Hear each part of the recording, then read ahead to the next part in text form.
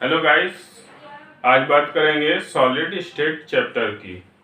तो solid state में आपका जो होता है कि solid definite volume definite shape होता है। सॉलिड में जो है शार्प मेल्टिंग में बॉइलिंग पॉइंट होता है। परफेक्ट सॉलिड जो है क्रिस्टलाइन यानी मेलिबिलिटी होती है और उसमें डक्टिलिटी भी होती है। जनरली हम लोग ज़्यादातर सॉलिड्स देखे भी हैं, आसपास हमारे रहते भी हैं।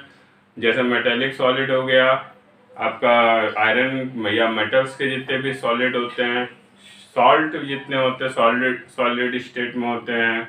इसी तरह से और भी कई टाइप के सॉलिड्स होते हैं। तो यहाँ पर अगर सॉलिड की बात करें तो बेसिकली सॉलिड स्टेट में तीन स्टेट आते हैं, टाइप ऑफ सॉलिड। एक आता है क्रिस्टलाइन सॉलिड, क्रिस्टलाइन सॉलिड।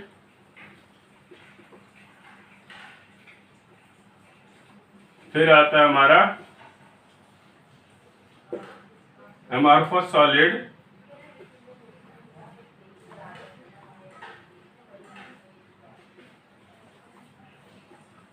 और फिर आता है हमारा पॉलीक्रिस्टलाइन सॉलिड्स।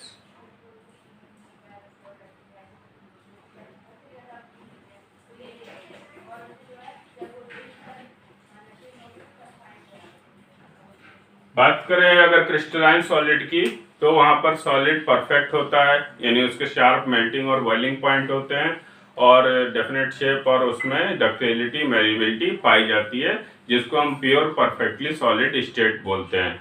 चाहे वो आपका मेटेलिक सॉल्ट हो गया, चाहे आपका जो आयनिक सॉल्ट हो गया, चाहे कोवेलेंट सॉलिड हो गया, ये सारे सॉलिड स्टेट के जो एग्जाम्पल है वो क्रिस्टलाइन सॉलिड की कैटेगरी में आते हैं।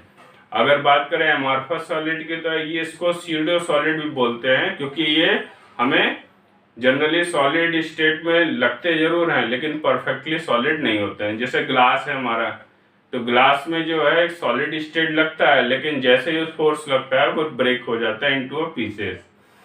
तो इसी तरह से और भी कई सॉलिड्स होते हैं जो कि आपके एमॉर्फस सॉलिड की कैटेगरी में आते हैं। और पॉलीक्रिस्टलाइन सॉलिड्स जो होते हैं वो आपके जो पाउडर फॉर्म में सॉलिड होते हैं, जैसे ग्रैनुलेटेड जिंक या कुछ भी आपका powder of filling of irons, तो वहाँ पर पाउडर्ड स्टेट में होते हैं। तो जनरली वो सॉलिड ही होते हैं लेकिन कई पार्ट में डिवाइड होते हैं, तो लगता है हमको वो सॉलिड नहीं है लेकिन वो होते सॉलिड ही हैं। बात करें अगर स्ट्रक्चर की तो सॉलिड के मॉलिक्यूल कंपैक्टली क्लोज होते हैं एक दूसरे के। द मॉलिक्यूल्स और एटम्स ऑफ सॉलिड, यहाँ पर सिर्फ अभी यहाँ पर क्रिस्टलाइन सॉलिड की बात होगी, तो क्रिस्टलाइन सॉलिड ये लेकर के चलेंगे। तो इनमें कंपैक्ट स्ट्रक्चर होता है, मिनिमम स्पेस होता है, डेंसिटी इसकी बहुत ज़्यादा होती है और शार्प मेल्टिंग और बॉइलिंग पॉइंट होता ही है। इसके बाद अगर इसकी कैटेगरी में देखें तो कैटेगरी में आपके आ जाते हैं मेटालिक सॉलिड,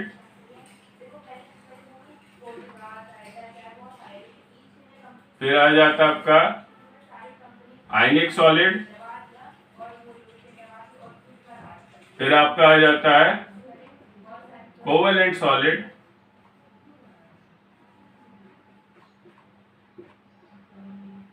और फिर मॉलिक्यूलर सॉलिड।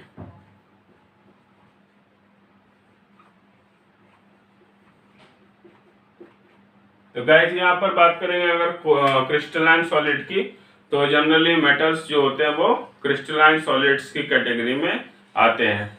आयनिक सॉलिड में जो है यानी कि सॉरी यहाँ पर क्रिस्टलाइन सॉलिड में मेटेलिक सॉलिड आपका आता है, और आयनिक सॉलिड में आ जाएगा कैटायन आयन्स के मिक्सचर, यानी कॉमन सॉल्ट हो गया या कैल्शियम क्लोराइड हो गया या सीजियम क्लोराइड हो गया, सोडियम क्लोराइड हो गया।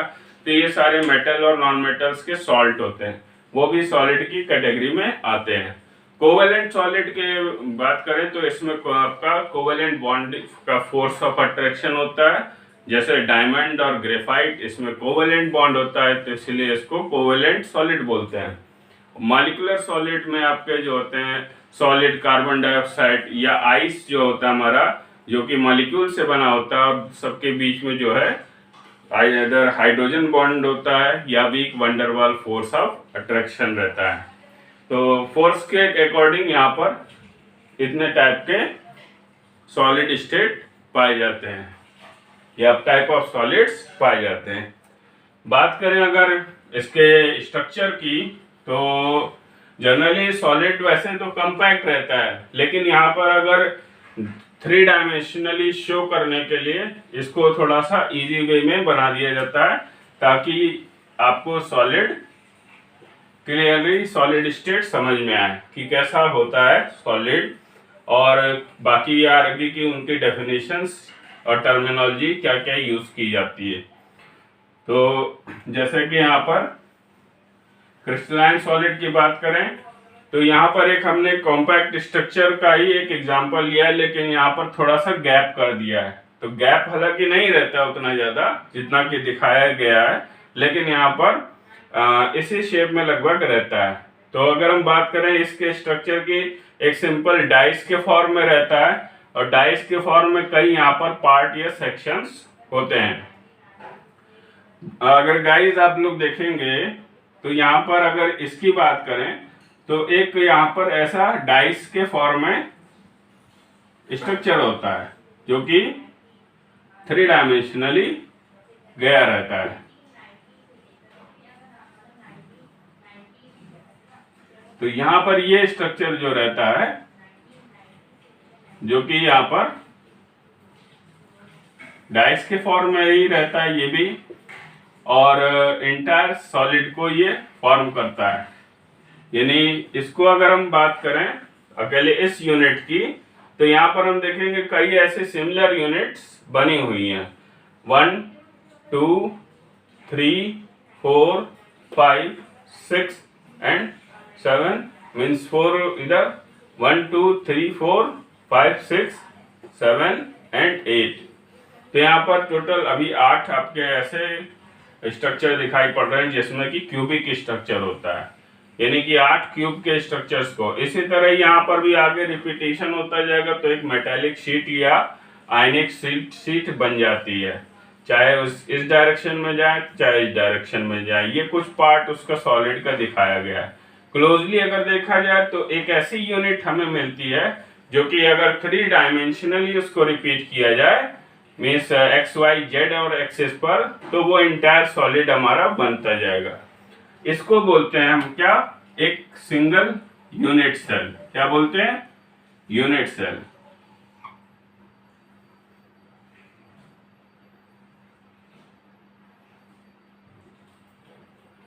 जिसके फेसेस जो होते हैं 6 होते हैं जस्ट लाइक अ डाइस, और एजेस जो होते हैं वो 1 2 3 4 5 6 7 8 9 10 11 12 एजेस आपके लगभग 6 एजेस होते हैं, सॉरी 12 नहीं रहेंगे। और डायमेंशन अगर देखा जाए आर्म्स जो होती हैं वो 12 होती हैं। तो एक सिंपल डाइस में देखें तो फेस कितने रहते हैं आपके? 6 फेस रहते हैं डाइस में। ऐसे यहाँ पर भी 6 फेस है। तो इसको बोलते हैं हम क्या? Unit cell. क्या बोलते हैं? Unit cell. और इसको बोलते हैं स्पेस लैटिस। Space lattice. तो अगर पूछा जाए स्पेस लैटिस क्या होता है, it is a regular arrangement of the pattern of the solid in the 3 dimensional structure is called space lattice. यानी कि एक रेगुलर स्ट्रक्चर जो कि 3D फिगर्स बनते हैं जिसमें मॉलिक्यूल्स या एटम्स अपने पॉइंट पर लोकेट होते हैं, तो उसको हम स्पेस लैटिस बोलेंगे। यूनिट सेल क्या होते हैं? A single unit which when repeated 3 dimensionally. जब ऐसा सिंगल यूनिट जिसको अगर 3D डायमेंशनली रिपीट करें तो हमें इंटायर स्पेस लैटिस या क्रिस्टलाइन सॉलिड या सॉलिड मिलता है। अगर वैसे तो कई टाइप के यूनिट सेल होते हैं, अब बात करेंगे हम यूनिट सेल पे। तो कई टाइप के आपके यूनिट सेल होते हैं, लेकिन यहाँ पर हम बेसिकली 3 टाइप के यूनिट सेल की बात करेंगे जहां पर कि जिससे हमारा क्वेश्चन बनता है। तो category 1 simple cubic, category 2 face centred, या सिंपल पहले बॉडी सेंटर्ड ही देख लेते हैं। बॉडी सेंटर्ड, और तीसरा हमारा कैटेगरी हो जाता है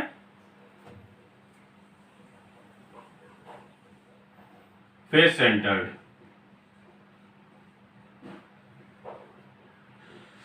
क्यूबिक,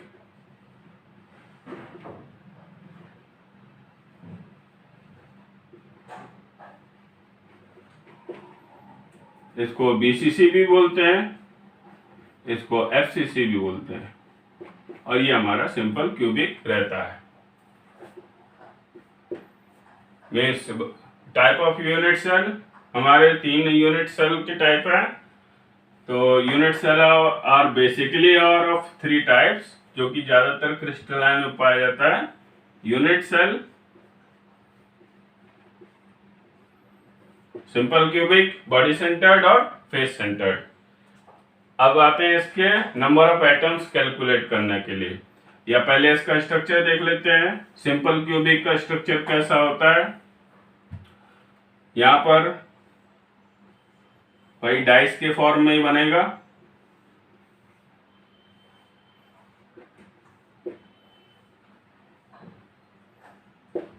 नाउ 8 एटम्स, जो भी सॉलिड होता है उसके 8 एटम्स 8 कॉर्नर पर लोकेट होते हैं। 1 2 3 4 5 6 7 8। तो यहाँ पर जो भी एटम है वो 8 कॉर्नर्स पर होते हैं, और उसको बोलते हैं हम सिंपल क्यूबिक। अब इसकी बात आती है इसकी नंबर के कैलकुलेशन की, कि इसमें कितने नंबर ऑफ एटम्स पाए जाते हैं या हैं ऑलरेडी। तो नंबर ऑफ एटम्स की बात करें तो यहां पर हम कहेंगे ये 1/8 एटम है। अब एक कंफ्यूजन यहां हो जाता है, ये 1/8 क्यों है? तो जैसे हमने पहले बताया था कि इसका कुछ पार्ट लेफ्ट साइड में, राइट अपर एंड में, या राइट साइड में डाउनवर्ड अरेंज रहता है। तो एटम का कुछ पार्ट बाकी यूनिट सेल्स में फिक्स होता है। फॉर एग्जाम्पल, आप एक स्फीयर लीजिए, स्फीयर को अगर हाफ काटेंगे तो ये स्फीयर का कितना पार्ट हो गया? It is 1/2। कितना हो गया? 1/2 पार्ट हो गया। अब हम करते क्या है, इसको और काटते हैं। अब ये सेक्शन कितना हो गया? यानी ये सेक्शन पहले तो आधा आधा ही काटा था, अब ये हो गया हमारा 1/4। अब हम करते क्या, एक और सेक्शन इसका काट देते हैं। यानी अब ये कितना हो गया? ये हो गया हमारा 1/8। यानी जो भी पेजेस कटा होगा तो ये 4 पोर्शन नीचे कटे हैं, 1 2 3 4, यानी 4 पोर्शन नीचे है। इसी तरह 4 पोर्शन ऊपर भी रहेंगे, क्योंकि इसको हमने हाफ से काटा है। तो ये आपका एक पार्ट जो है वो 1/8 होता है। तो बेसिकली इस यूनिट सेल में इसका 1/8 ही पोर्शन ही होता है। इसको और क्लियरली अगर देखें, यहां पर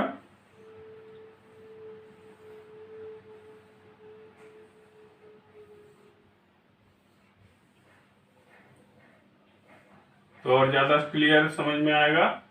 जैसे यहां पर ये पोर्शन है, ये हमारा जो है, जो हमारा स्फीयर है उसमें से काटा गया है 1/8 पोर्शन। इसी तरह यहां पर भी 1/8 पोर्शन है, और डाउनवर्ड भी 1/8 पोर्शन ही है।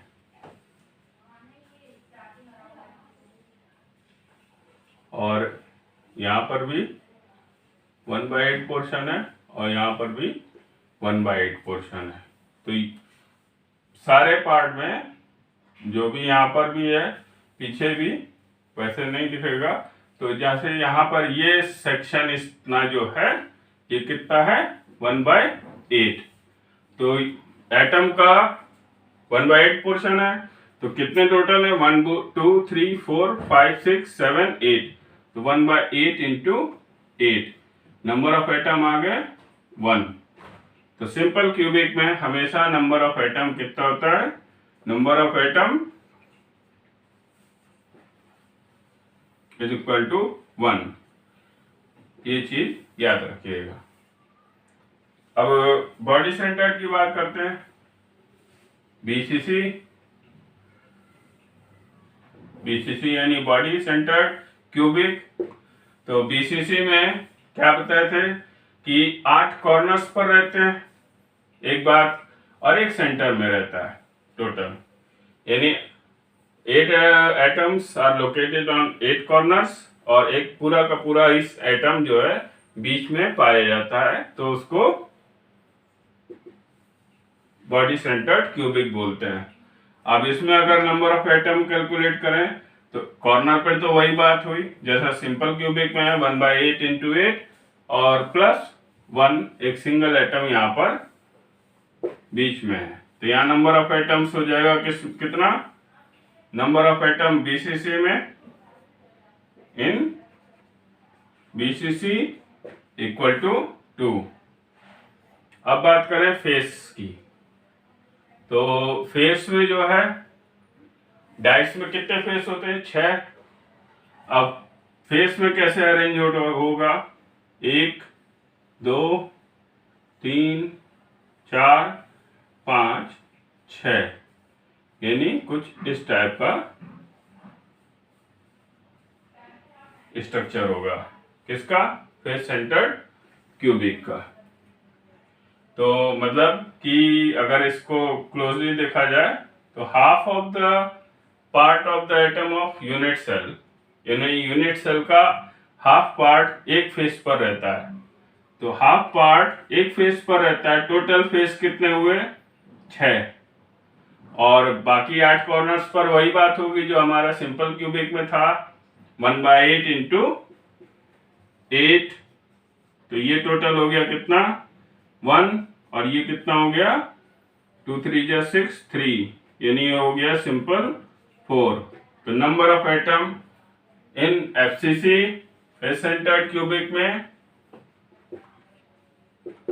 या सिंपल इसको स्मॉल से भी लिखते हैं, कहीं कहीं पे कंफ्यूजन नहीं होना चाहिए। तो नंबर ऑफ एटम यहां पर कितना आएगा इन एफसीसी? Equal to 4। तो आई होप ये भी क्लियर हो गया होगा कि कैसे एफसीसी में कैलकुलेट करेंगे, कैसे सिंपल क्यूबिक में कैलकुलेट करेंगे, और कैसे आप सिंपल क्यूबिक में बीसीसी में और सिंपल क्यूबिक में कैलकुलेट करेंगे नंबर ऑफ एटम।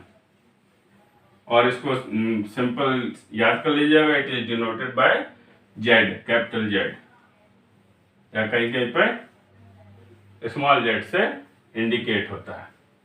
अब मैक्सिमम क्वेश्चंस जहां बनते हैं बोर्ड एग्जामिनेशंस के, वो डेंसिटी से रिलेटेड न्यूमेरिकल्स इससे आते हैं। जैसे जितने भी मार्क्स का 4 मार्क्स का अगर है तो 3 मार्क्स का आपका न्यूमेरिकल हो जाता है, बाकी आपका सिंपल 1 नंबर में कुछ भी पूछ सकते हैं। बीसीसी में जो है कितने एटम्स होते हैं, या और भी सॉलिड स्टेट का भी आगे पढ़ेंगे, वो भी रहता है उसमें, तो कॉन्सेप्ट वहां पर क्लियर करके बताते हैं कि यार रीजनेबल क्वेश्चंस कभी कभी आते हैं।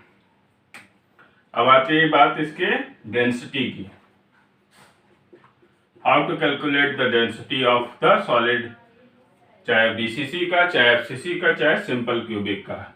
Density is represented by rho over here, इसको रो से रिप्रेजेंट करेंगे। और सिंपल डेंसिटी इक्वल टू क्या होता है? Mass upon volume. तो क्यूब का वॉल्यूम कितना होता है?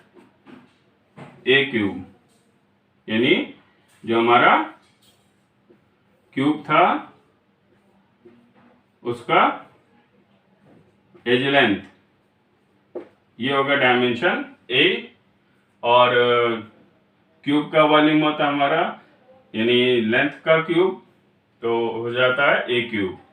और मास ऑफ द बॉडी, जो यानी mass of a atom in a cubic system. तो कितने एटम्स बेसिकली थे, जितना भी हमने निकाला था, सिंपल क्यूबिक में 1, बॉडी सेंटर्ड में 2 और फेस सेंटर्ड में 4।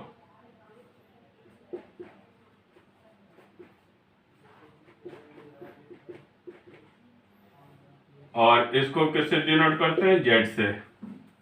तो यहाँ सिंपल मल्टीप्लाई कर देंगे, मास जितना एटम होगा उसका मास जितना भी आएगा उससे मल्टीप्लाई कर देंगे। तो ये हमारा फॉर्मूला एक हो जाता है। लेकिन हम जानते हैं कि किसी भी एलिमेंट्स में नंबर ऑफ एटम्स कितने होते हैं, when it is multiplied divided by Avogadro number, यानी जो भी मास नंबर होता है या एटॉमिक मास होता है उसको डिवाइड करेंगे किससे, एटॉमिक मास को अगर अवोगाद्रो नंबर से डिवाइड कर देंगे तो हमें एक सिंगल एटम का मास निकल आएगा। तो यहाँ पर आ जाएगा Z into M, that is unit mass. जो भी आपने याद किया होगा, कार्बन का 12 जितना भी रहता है, बाकी सबका, ऑक्सीजन का 18, सॉरी ऑक्सीजन का 16 और नाइट्रोजन का आपका कितना रहता है, 14। और यहाँ पर हो जाएगा Avogadro number divided by A cube, यानी ये हो जाएगा Z into M upon A cube into Avogadro number 6.023 into 10 power 23। ठीक। अब एज लेंथ जो होती है हमारी, वो जनरली पिकोमीटर में दिया रहता है। किस में दिया रहता है, एज लेंथ पिकोमीटर में दिया रहता है, यूनिट है लंबाई की ही। और एक पिकोमीटर होता है आपका 10⁻⁻10 सेंटीमीटर या 10⁻⁸ मीटर। और इसका क्यूब करेंगे तो सिंपल 10⁻⁻30 हो जाएगा।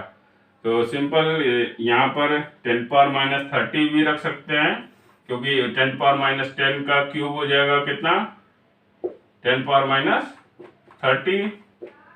तो यहाँ पर आ जाएगा 10⁻⁻30।